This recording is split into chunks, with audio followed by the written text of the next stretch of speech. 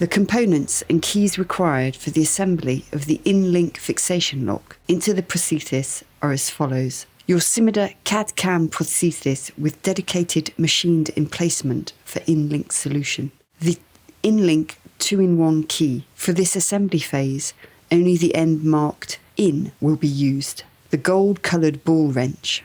The standard or guiding inLink fixation lock and its retaining ring. Take the inLink 2-in-1 key. Remove the conical cap, in end. Take the standard or guiding inLink fixation lock and the retaining ring. Place the fixation lock into the retaining ring.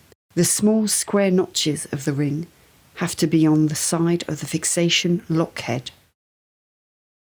Clip together by pressing the offset part of the inLink key, in end, the lugs of the key coming to position in the notches of the lock ring.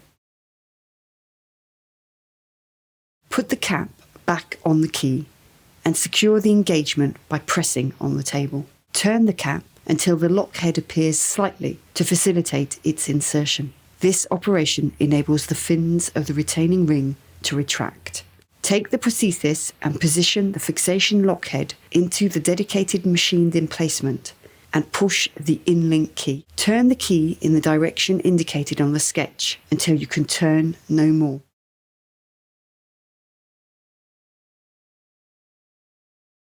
Then check the correct positioning of the lock by exerting pressure on the head of the lock using the ball wrench.